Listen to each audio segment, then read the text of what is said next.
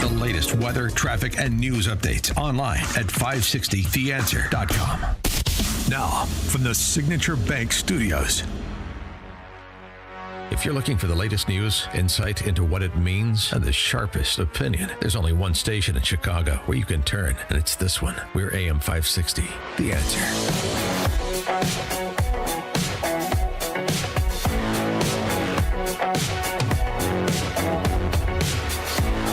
Good morning. Amy Jacobson here, John Anthony, and for Dan Prop. Thanks for coming in. Thanks for having me. And Chicago Police, if you're an officer out there, a detective, a sergeant, listen up.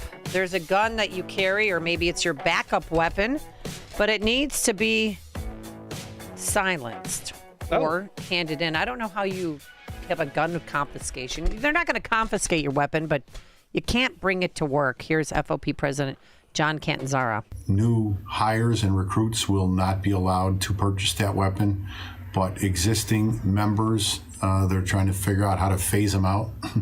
Seems ridiculous while we're having a conversation in City Hall today about liability and police tactics and lawsuits, that this department would not have a plan to basically immediately cease use of a weapon that they voted to discontinue and have a plan to reimburse members to purchase a different weapon to meet compliance. But they don't. We've been aware of this process for a few weeks now. We made an initial suggestion to the department to try and expedite the process, but apparently nothing in this city moves at any realistic pace of progress. So where we're at now is Management Labor Affairs was sent a secondary and basically final offer that officers carrying that as a primary weapon should receive reimbursement up to $1,000 for a new weapon that meets the standard in the department guidelines, along with a holster and magazines. With more on this, let's welcome back to the program Paul Huebl, licensed private detective, former Chicago policeman, investigative journalist, actor, proud member of SAG-AFTRA, and a private detective since 1981, and an Army veteran. So we thank him for his service. Good morning, Paul. How are you? Good morning. You left off superhero. Oh, that's right. We'll get to that later and find out what superhero you are and what duties you perform. But what weapon is called the SIG 320? SIG Sauer. Yes, it's SIG Sauer. It's a SIG. First of all, SIG is a fine gun manufacturer. It's an old manufacturer. I love them myself. I own 7 different SIGs. I don't own the P320, but the other firearms are fabulous. I love them. But what we have now, or what they have discovered, is a lot of people who have had accidents anecdotally will say that the gun dropped when it hit the floor. Something caused it to discharge. Or, for example, if it's in the holster and an officer gets in some kind of a tussle, the gun would actually go off inside the holster. And so it's a problem. SIG is saying it is all operator created rather than a defect. They've got their heels dug in, but in an abundance of caution, departments are starting to pull away from that gun out of an abundance of caution because there have been some people killed and some people hurt. And the best thing that SIG has come up with is what they're calling a upgrade, which is code for recall. At least, but I really don't know if it is a gun for sure, but it's suspicious enough that departments are taking this action. The question is, what is the city doing about it? And, the police department, their experts have said, get rid of this gun, at least for now, until it can be figured out. And the politicians are saying, let's just take a risk and let people get hurt. Paul, has there been any quality control testing done on this 6 Sauer? I used to own one, and I just don't understand how it could have an accidental gun charge. Do you know of any quality control tests that have been done on it? Has 6 Sauer said they've done anything? It sounds more to me like they just want to get rid of the weapon. Well, the military adopted that weapon after their vigorous testing, and it's been tested, and it's come through usually with flying colors. Yeah. But it's still, it boils down to, if a gun goes off inside of a holster, that's a pretty serious red flag. With nobody touching it, or there's a struggle? Well, nobody's touching the trigger because the trigger is protected by the holster. Yeah, I love to see that video. Do you still have your SIG? No, I sold it. Why? I have no guns. I lost them all in a boating accident. Oh. I had no weapons. Yeah, I was on the boat, and next thing you know, okay. they all fell in. This is code for something else. I don't know what lake it was. I don't know what lake I was on either. So how do you, so now this declarative statement has been made. So Chicago cops, if this is their primary weapon or secondary weapon, they just cannot bring them to work? Exactly. They can't carry them while on duty.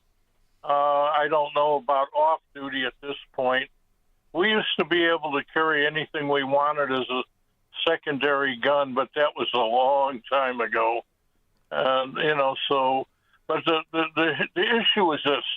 Upwards of 1,600 officers have this gun registered with the department as their service weapon. If you extrapolate the cost, it's a little over $1 million to retool these guys in a situation where the city is broke. Well, the mayor has got his heels dug in. I don't understand this mayor. That's another entirely different issue. Anti-gun. I do know one police union head who invented the blue flu, a fellow by the name of John Flood. If he was running the labor organization, the FOP, there would be a case of the blue flu until that mayor resigned. Paul, I'm a former cop. I'm so glad I had good quality leadership at certain points. There was not towards the end, but at certain points, we never had to do the blue flu because we did know that they had our backs. At least we thought we did, at least. And I remember departments actually embarking on the blue flu. What is the blue flu, Paul? For people that may not know. Well, it started in Waukegan, and there was a little problem with Mayor Sabanjan and John Flood, his organization, all got sick at once. Oh, how does that happen? That the norovirus? Yeah, it just happens. Yeah, it just happens. You guys all get the vid at the same time? I can't imagine. Yeah, and so it did not end well. Of course, it was an extreme situation, but since cops can't go out on strike by law, this was Plan B. Yeah, well, guys, just so you know, us civilians, we know what the blue flu is. All right, so Paul, I wanted to ask us, you and I talk all the time, and what people don't know about you is you worked on the set of Pulp Fiction and in Reservoir Dogs, and we were talking about Alec Baldwin's tragic shooting on that New Mexico movie set, Rust, and he claims he never pulled the trigger. So how does that square up? And how did a live round get into that weapon to begin with? Well, the live round got into the weapon through some absolutely horrible negligence, a lapse of safety that is absolutely unconscionable, or it was deliberate. Ooh. That's number one. Number two, this is a Colt Single Action Army copy, and the gun has its proclivities, but it will not go off unless you pull the trigger. The difference is it could go off if you drop it. But because it was in Alec Baldwin's hand, I know exactly how it went off. What happened was he had his finger on this trigger, which is really a hair trigger. Yeah. It's a very light trigger, and he depressed the trigger. Then what he did was he pulled the hammer back, and the hammer slipped out from under his thumb. And because his finger was on the trigger, he didn't have to depress it anymore.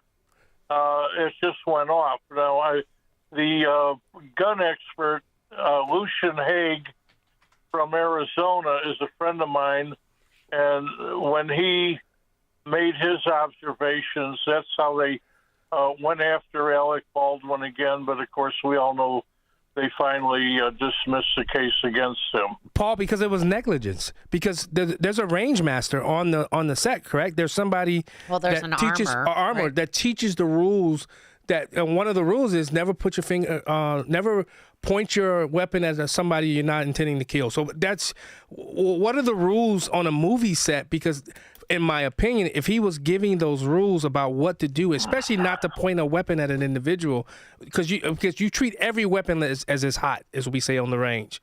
What are the rules, and did he violate those rules? Well, he obviously violated the rules of because the gun wasn't inspected before it was put in Alec Baldwin's hand. Oh. But Alec Baldwin had the last chance to inspect the weapon himself and didn't do it. Yeah. And I was given a cold gun. There's no such thing as a cold gun. Never. I mean, it's just as bad. Now, Amy said that I did Pulp Fiction and Reservoir Dogs, but not the movie. We did a stage play in Scottsdale, Arizona. Yeah. And then I was also what we call the gun wrangler. So what I would do, we couldn't use blanks in the theater because it would hurt people's hearing. So I used just primers. And what I did was I had the gun cart, and everybody knew their gun. They knew how to use their gun. And everybody was told if anybody touches a gun cart, they're off. They're out of the play. It's over. We're not going to tolerate that. And so everybody does what they're supposed to do. And there was always somebody tending the gun cart. If it wasn't me, because I'm maybe doing one of the scenes in the play, it was somebody that I appointed to guard the cart. So we didn't have these problems, and that's generally how gun wranglers work. However, the gun wrangler in the Russ case, she had a little problem with cocaine and partying, and so maybe that had a lot to do with it. It was a horrible tragedy. Yeah, but how did a live round? I mean, I'm under the impression that no live rounds, when you're dealing with guns on a movie set, are anywhere near the weapons. How in the world did that live round get mixed up in the blanks?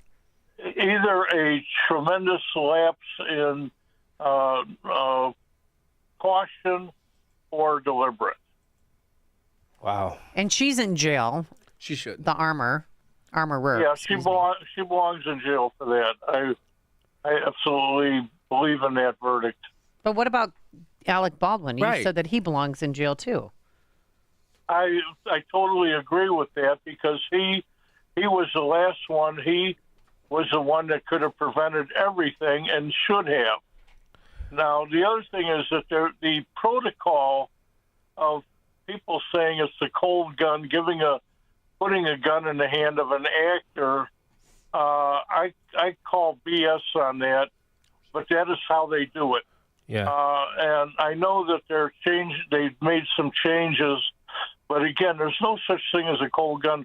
When my actors on these two plays were involved, I showed them how to inspect the gun, and before they would go and do their scene, they would inspect every shell casing with a primer that was in that gun to make sure that there wasn't anything that could hurt anybody.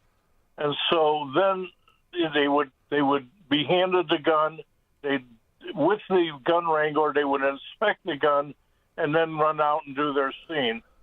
And that's really the only way to do it. Particularly, doing it in a stage play is more complicated and difficult. But in a movie, you got all the time in the world to protect safety.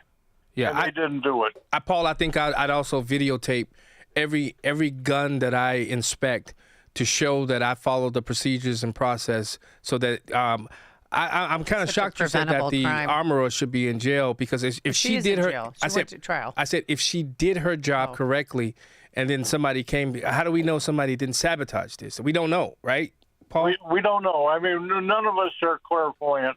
Yeah. Right. What was her line of defense? So did she? I mean, because I did not cover the trial, but I mean, her defense had to come up with something. Well, they came up with, I don't know, I didn't do it. That was it. Okay.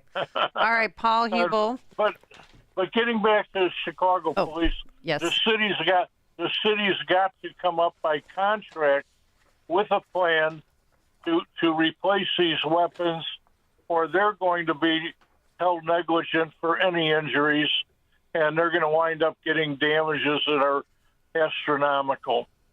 All right. So that's about it. All right, Paul Huebl, we have to leave it there for today. Licensed private detective, former Chicago policeman, investigative journalist, and private detective since 1981. And again, Army veteran. We thank you for your service, and we thank you for your time this morning. Appreciate it. Goodbye, Amy. We love you. Oh, I love you too. And he joined us on our turnkey.pro answer line. Before you see it on TV, share it on Facebook, or read about it in the paper. Hear it here first. This is Chicago's Morning Answer on AM 560. The Answer. Men, are you over 40? Are you struggling with low energy? Low T Center's testosterone replacement therapy is the solution. Hey, it's Dan Proft. I want to get you started today. Visit one of Low T Center's conveniently located clinics and get back to feeling your best.